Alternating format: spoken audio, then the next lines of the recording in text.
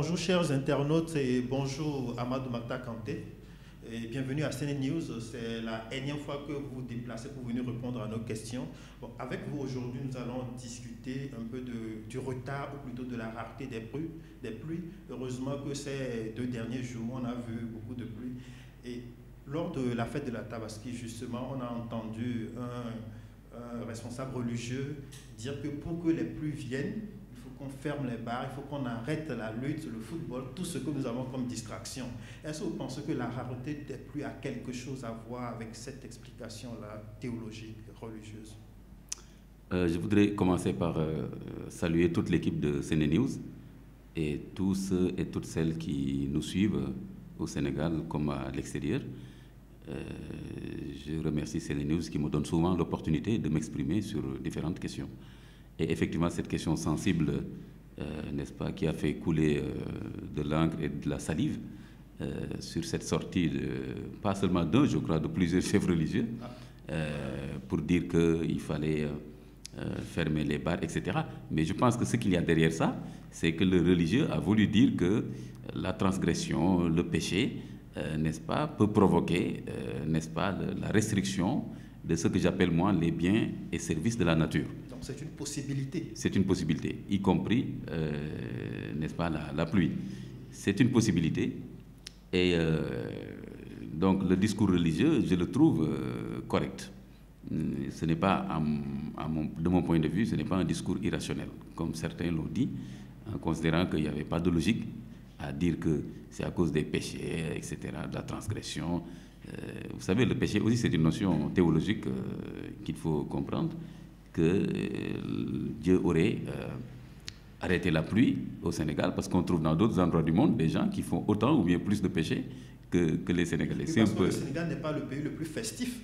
La Côte d'Ivoire, il pleut abondamment. Dans beaucoup de pays d'Afrique centrale, le Gabon, le Cameroun sont des pays très festifs, mais là-bas, il pleut abondamment. Oui, oui. Et je crois que d'ailleurs, c'est bien que vous utilisez ce terme-là qui a attiré mon attention. Je pense que déjà, il faut faire la part entre festif et péché. Ce n'est pas toujours le cas.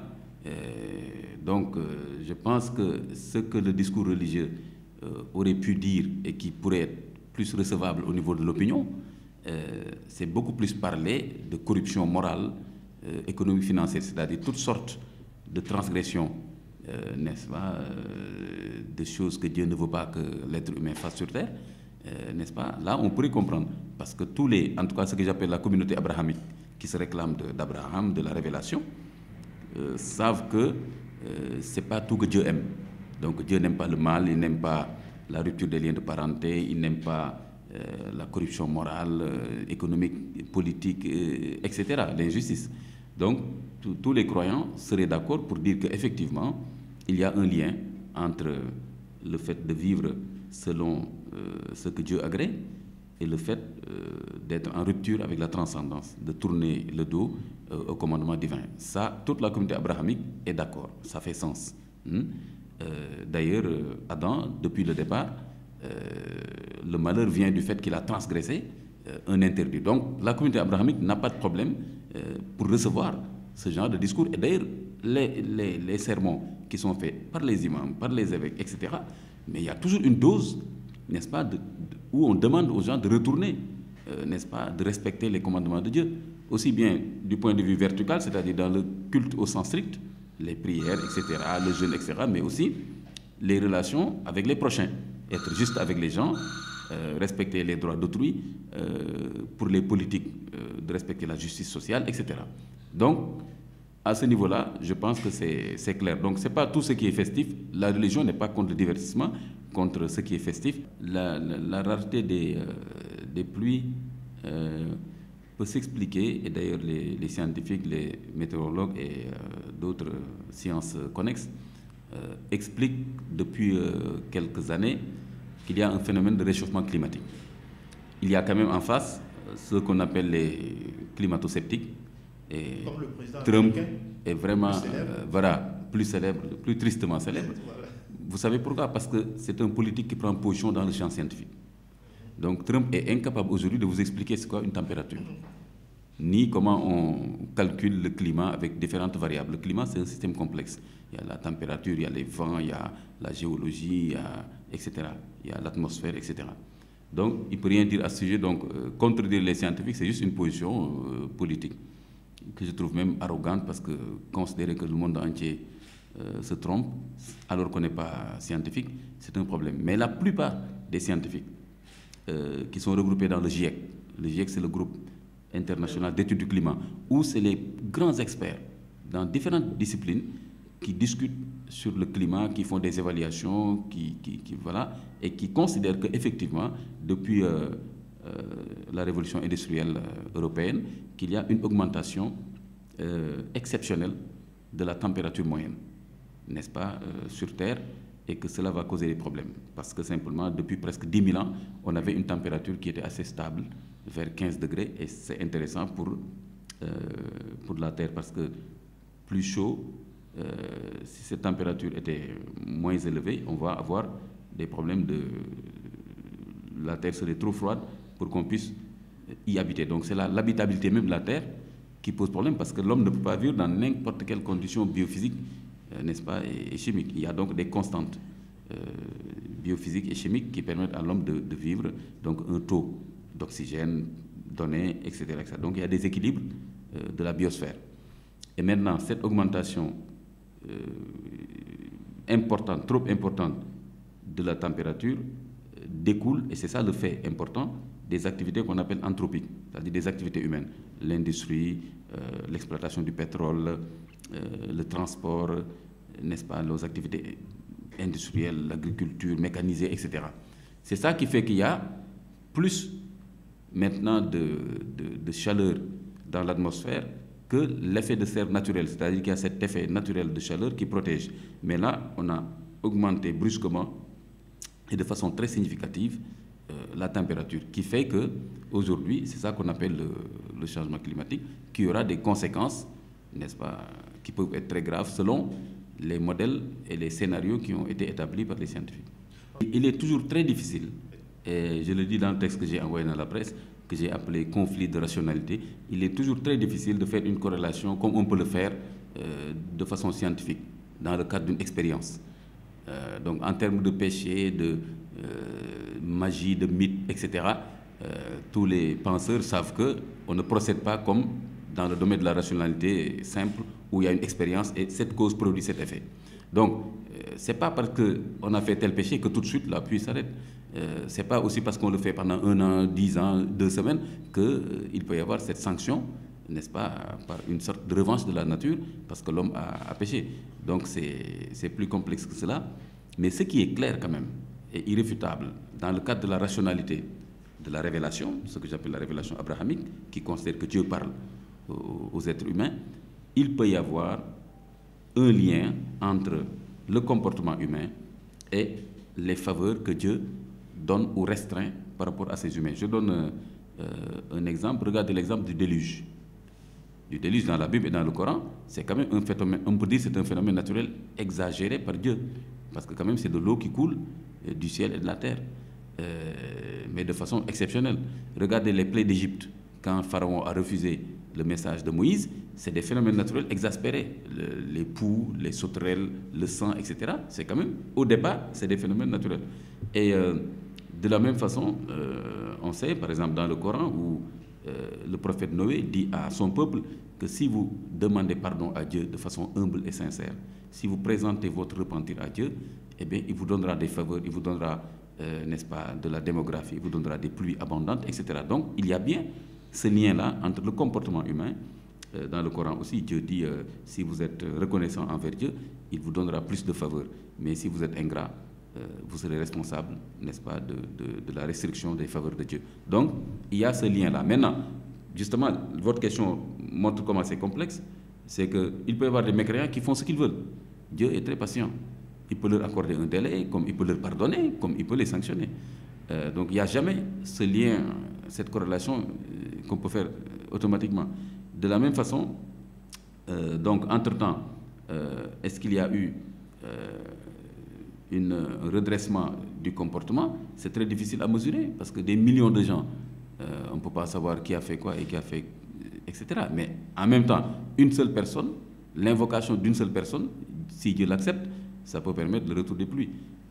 Donc, vous voyez, c'est très complexe. Ce qui est sûr, dimanche, moi j'étais à l'église, le prêtre a attiré l'attention sur la nécessité pour nous de prier pour que les pluies arrivent. Ben oui, non, dans la communauté abrahamique, il est clair qu'il y a une relation entre le comportement humain, la gratitude de l'être humain envers Dieu, mais aussi la prière, hein, à son sens, n'est-ce pas, la prière fait des miracles dans la communauté abrahamique, hein, mais aussi, il y a aussi la demande de pardon et le repentir. Ce sont des choses qui existent dans la révélation. Donc il y a bien des liens, mais qui sont des liens souvent mystérieux et insondables. Comme on le dit, la voix de Dieu est insondable. Donc si on pouvait tout savoir de Dieu, pourquoi croire?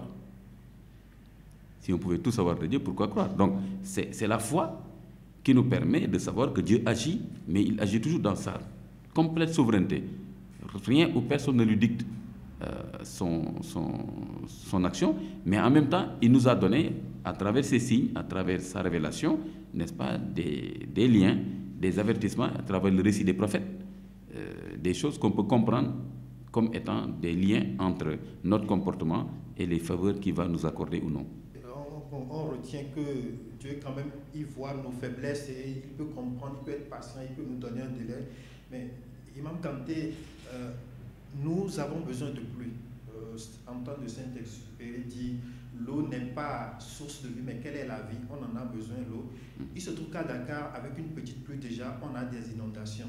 Est-ce que la ville de Dakar a été mal pensée par les architectes, les urbanistes, entre autres? Et est-ce qu'aujourd'hui, il y a une solution de redressement? Oui, il y a beaucoup de choses qu'on dégage en touche et qui relèvent de la complète responsabilité de l'être humain. Parce que justement, si on regarde aussi bien dans la Bible que dans le Coran, l'être humain est l'intendant de Dieu sur terre.